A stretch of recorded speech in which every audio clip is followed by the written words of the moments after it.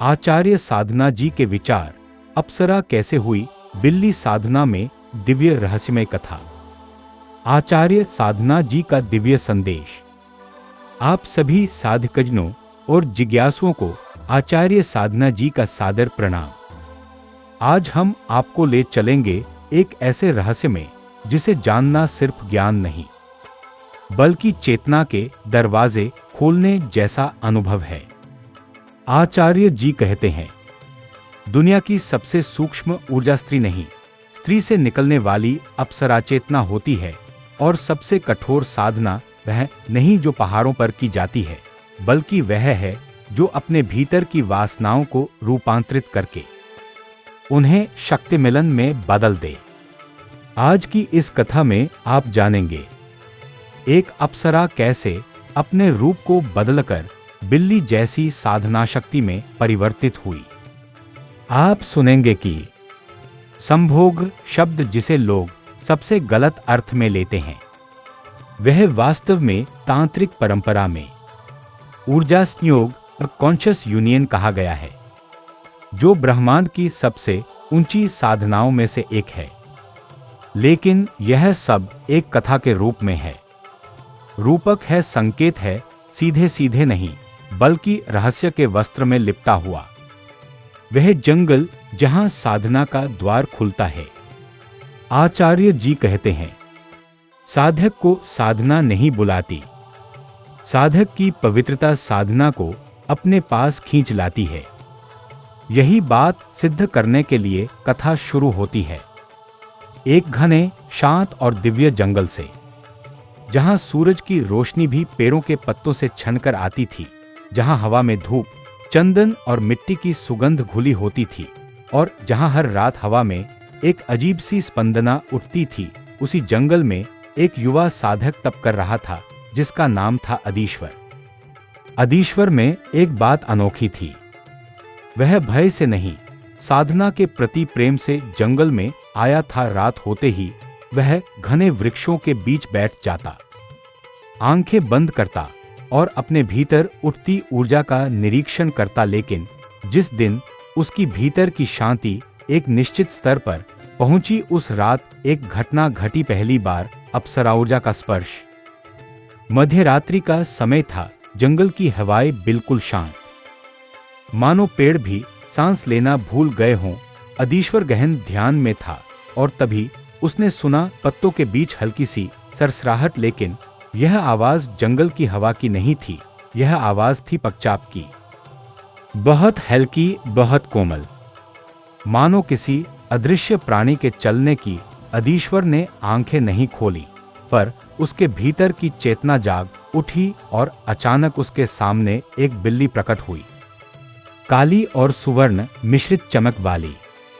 उसकी आंखों में चांदनी की तरह सफेद प्रकाश था, जो किसी साधारण जानवर में नहीं हो सकता। अधीश्वर समझ गया, यह बिल्ली नहीं, एक ऊर्जा रूप है। आचार्य जी कहते हैं, जब अप्सरा को अपने पूर्ण दिव्य रूप से किसी साधक तक पहुंचना कठिन होता है, तो वह अपना ऊर्जा रूप बदलकर सबसे सरल और सहज रूप में आती है। कभी पक्षी, कभी बिल्ली, कभी प्रकाश, कभी सुगंध। वह बिल्ली उसी रात अधीश्वर के सामने बैठ गई और अधीश्वर की साधना के दौरान एक अजीब सी ऊर्जा शुरू हुई। वह ऊर्जा थी अप्सरा चेतना का प्रथम स्पर्श। अप्सरा ने बिल्ली का रूप क्यों लिया? आचार्य साधना जी समझाते हैं कि दिव्य लोकों की अप्सराएं मनुष्य की चेतना को परखने के लिए रूप नहीं दिखाती, वे ऊर्जा का वह रूप लेती हैं जो साधक की वर्तमान अवस्था से मेल खाता है। बिल्ली क्या है? मौन सतर्कता, अंतर्ज्ञान, रात का वैराग्य, प्रकाश और अंधकार दोनों की समझ। और साधक अधीश्वर किस अवस्था में था? मौन, विवेक, जागृति, वैराग्य। इसीलिए अप्सरा ने बिल्ली रूप धारण किया, ताकि साधक में अहंकार न जागे और वह उसकी ऊर्जा को स्वीकार सके बिना किसी भ्रम या मोह के। ऊर्जा संयोग का पहला रहस्य संभोग का दिव्य रूप। अब आता है वो विषय जिसे लोग गलत समझते हैं। संभोग पूर्णविराम तांत्रिक परंपरा में संभोग बराबर शरीर का मिलन नहीं बल्कि ऊर्जा का मिलन है। यह तब होता है जब साधक की भीतर की अग्नि जागे, उसकी चेतना स्थिर हो, उसका मन निर्मल हो, उसका अहंकार समाप्त हो, उसका ध्यान अविचल हो। तभी अप्सरा चेतना साधक की ऊर्जा से जुड़ती है। अधीश्वर के साथ भी यही हुआ। जब वह ध्यान में था और बिल्ली उसकी ओर देख रही थी, तभी उसके भीतर एक हल्की गर्मी उठी। यह गर्मी वासना की नहीं थी, बल्कि वह ऊर्जा का आरोहण था। उस क्षण अधीश्वर समझ गया, अप्सरा साधना चालू हो चुकी है। बिल्ली का नयन और अप्सरा का आह्वान। जिस क्षण बिल्ली ने अपनी आंखें खोली, अधीश्वर ने अपने भीतर चमक की एक लहर महसूस की। आचार्य जी कहते हैं, अप्सरा के नेत्र जैसे ही साधक के नेत्र से मिलते हैं, भले वह किसी भी रूप में हो, वह साधक के भीतर की कुंडलिनी ऊर्जा को स्पर्श करती है। लेकिन यह स्पर्श कामना नहीं जागाता, यह चेतना जागाता है। ऊर्जा ऊपर उठती है, मन शून्य होने लगता है और साधक अपने भीतर एक नए आयाम का अनुभव करता है। अधीश्वर ने भी वैसा ही अनुभव किया। उसके भीतर आवाज आई, तुम तैयार हो। लेकिन अभी पहला द्वार ही खुला है। अप्सरा का बिल्ली से दिव्य रूप में परिवर्तन। जब बिल्ली ने अपना असली रूप दिखाया, आचार्य साधना जी के विचारों पर आधारित दिव्य रहस्यमय कथा साधक की तीसरी रात और बिल्ली की परीक्षा पहली रात तो अप्सरा चेतना ने केवल संकेत दिया था, दूसरी रात ऊर्जा स्पर्श हुआ। लेकिन तीसरी रात वह रात थी जहां साधक और अप्सरा के बीच पहला वास्तविक ऊर्जा संयोग हुआ। तीसरी रात अधीश्वर ध्यान में बैठा था। जंगल का माहौल पहले से ज्यादा शांत था, मानो पूरी प्रकृति उसकी परीक्षा लेने को तैयार हो। अचानक वही बिल्ली फिर आई, लेकिन इस बार उसकी चाल साधारण जानवर जैसी नहीं थी। उसका हर कदम धरती पर पड़ते ही हल्की सी नीली चमक छोड़ रहा था। आचार्य जी कहते हैं, जब कोई ऊर्जा अपने साधारण रूप को त्याग कर दिव्य स्पंदन छोड़ने लगे, तब समझो कि साधना अब परीक्षा के स्तर पर पहुंच चुकी है। बिल्ली धीरे धीरे साधक के पास पहुंची। इस बार उसने केवल बैठना नहीं, उसके चारों तरफ घूमना शुरू किया, बाएं दाएं आगे पीछे। वह घूम रही थी और अधीश्वर की ऊर्जा रेखाओं को परख रही थी। यह वासनाओं की परीक्षा नहीं थी, यह स्थिरता, धैर्य और चेतना की परीक्षा थी। क्योंकि अप्सरा ऊर्जा साधक को तभी स्वीकारती है जब वह अंदर से पारदर्शी और निर्मल हो। ऊर्जा संयोग का दूसरा रहस्य, जब अप्सरा चेतना साधक को स्वीकार करती है तो उसका रूप बदलने लगता है। इस बार भी वही हुआ। बिल्ली धीरे धीरे घूम रही थी और उसके शरीर से निकल रही थी एक सुनहरी धुंध, मानो कोई दिव्य आवरण। इस धुंध ने साधक को घेरना शुरू किया। अधीश्वर ने महसूस किया कि उसका शरीर नहीं, उसकी आभा बदल रही है। आचार्य साधना जी कहते हैं, ऊर्जा संयोग का दूसरा चरण वह है जहां साधक और अप्सरा की ऊर्जा एक दूसरे को पहचानने लगती है। इस पहचान को लोग संभोग समझ लेते हैं, पर वास्तव में यह ऊर्जा चुंबकत होता है। यह चुंबकत शरीरों को नहीं, चेतनाओं को जोड़ता है। अधीश्वर के भीतर धीरे धीरे हृदय केंद्र गर्म होने लगा। यह गर्मी कामना नहीं, प्रेम ऊर्जा थी, जो सबसे पवित्र ऊर्जा मानी गई है। अप्सरा का अर्धरूप प्रकट होना। धीरे धीरे सुनहरी धुंध गहरी हुई और बिल्ली का रूप कंपित होने लगा, मानो उसका आकृति बदल रही हो। उसका शरीर फैलने लगा और उसके रूप से एक स्त्रीलक्षण उभरने लगे, लेकिन पूरी तरह नहीं, बस अर्धरूप, उसका चेहरा अभी भी बिल्ली जैसा था, पर उसकी आंखें जैसे किसी अप्सरा की थीं, अत्यंत शांत, अत्यंत गहरी और दिव्य प्रकाश से भरी हुई। अधीश्वर ने पहली बार जाना यह बिल्ली नहीं, एक अप्सरा का आवरण है। आचार्य जी कहते हैं अप्सरा हमेशा अपने रूप को छिपाकर आती है, क्योंकि साधक पहले रूप के मोह में गिरता है, फिर चेतना खो देता है। इसलिए वे रूप नहीं, ऊर्जा के माध्यम से साधक को उठाती हैं। उसी समय एक आवाज आई, अहंकाररहित, शांत, न ध्वनि न शब्द, बस कंपन। साधक, तुमने पहला द्वार पार किया। अप्सरा के शब्द और उसके संकेत, वह आवाज किसी व्यक्ति की नहीं थी, वह थी ऊर्जा की भाषा।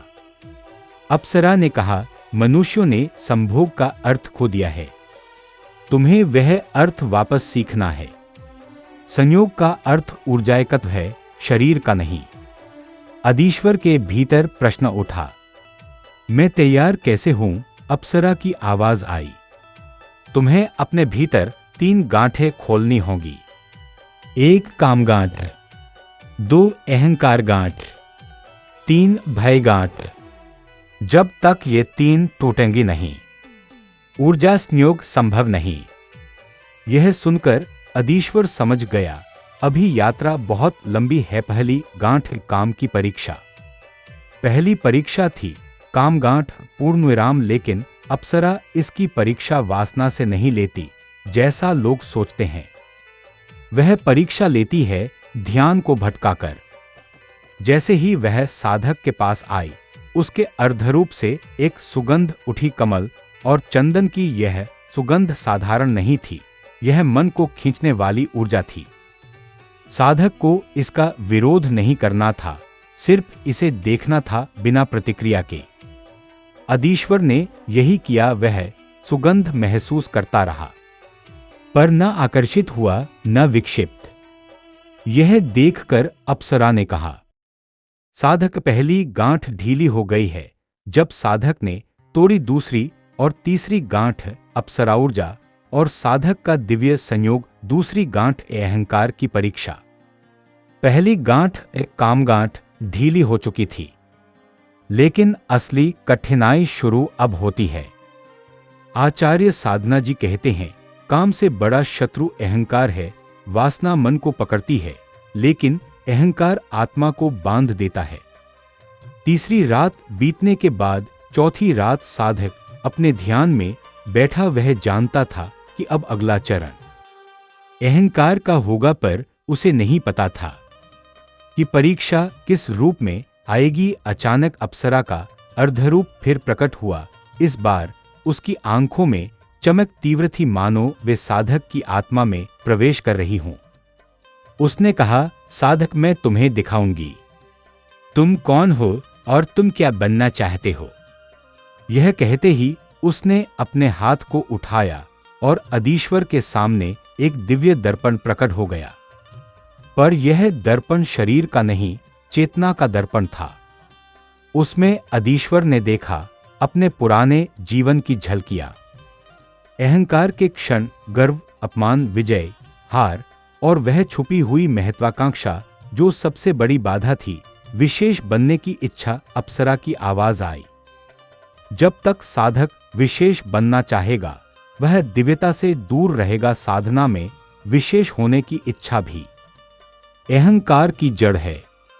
अधीश्वर कांप उठा।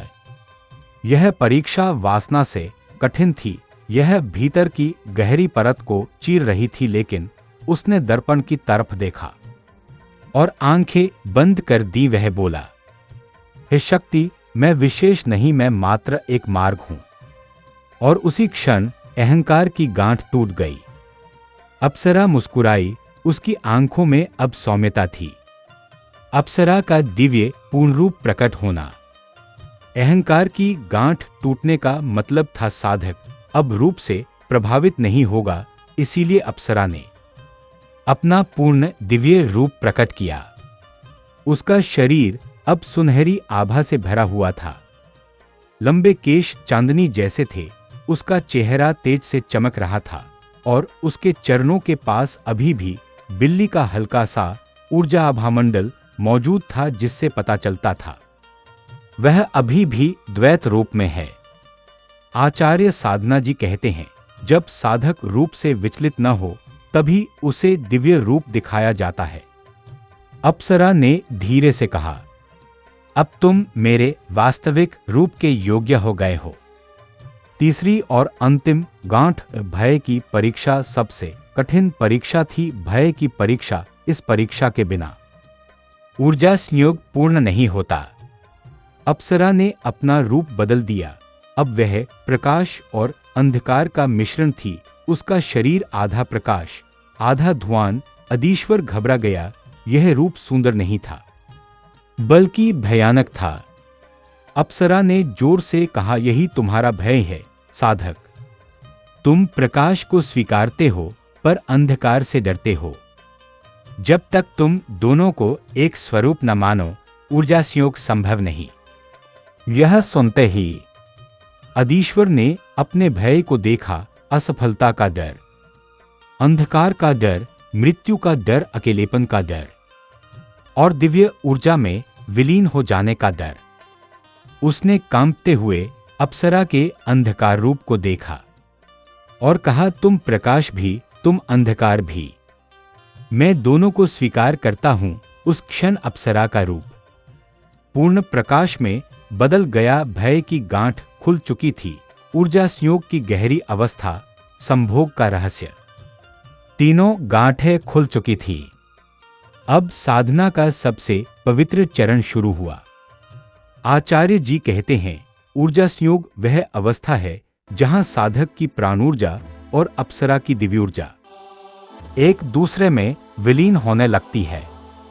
इस अवस्था में न स्पर्श होता है न शरीर का उपयोग। यह पूरी तरह ध्यान और चेतना का मिलन है। अप्सरा साधक के सामने खड़ी हुई। उसकी आंखों से निकलती चमक अधीश्वर के छठे चक्र पर पड़ी। अधीश्वर का शरीर हल्का हुआ, सांस रुकने लगी, मन शांत, विचार शून्य। और उस क्षण वह अनुभव हुआ जिसे तांत्रिक परंपरा में संयोग तत्व कहा गया है। उसका अर्थ दोनों ऊर्जा एक ही तरंग पर आना, न वासनाएं, न इच्छाएं, न भावनाएं, सिर्फ एकत्व। अप्सरा द्वारा दिया गया दिव्य मंत्र। ऊर्जा संयोग पूरा होने के बाद अप्सरा ने साधक को एक गूढ़ मंत्र दिया, सोहम त्रिक ऊर्जा नमः। उसने कहा, इस मंत्र से तुम्हारा ऊर्जा एकत्व स्थिर रहेगा। यह तुम्हें अगली अवस्था में ले जाएगा। अब तुमने वह प्राप्त किया जो बहुतों को कई जन्मों में नहीं मिलता, लेकिन अप्सरा की आंखों में एक रहस्य अभी भी छुपा था, बिल्ली का रूप, बिल्ली रूप का असली रहस्य। अब साधक ने पूछा, हे दिव्य ऊर्जा, तुम बिल्ली के रूप में क्यों आईं? अप्सरा ने धीरे से कहा, क्योंकि बिल्ली वह रूप है जो मानव मन के सबसे गहरे और सबसे प्राचीन अंतर्ज्ञान से जुड़ा है। जब मैं बिल्ली बनी तब तुमने मुझे वासनाओं की दृष्टि से नहीं, उत्सुकता और शांति से देखा। यही कारण है कि मैंने वही रूप चुना। बिल्ली शांत भी है, उग्र भी है, नारी सुलभ भी है और ध्यानमग्न भी। फिर वह बोली, साधक, अगली अवस्था अभी बाकी है। वह है ऊर्जा एकत्व का उद्घाटन। ये वीडियो कैसी लगी दोस्तों, एक बार कमेंट में जरूर बताना और चैनल को सब्सक्राइब, वीडियो को लाइक, शेयर करना ना भूले। बने रहिए हमारे चैनल आचार्य साधना जी में ऐसी ही वीडियो को देखने के लिए। जय माता रानी, जय श्री राम, जय श्री कृष्णा, राधे राधे, धन्यवाद।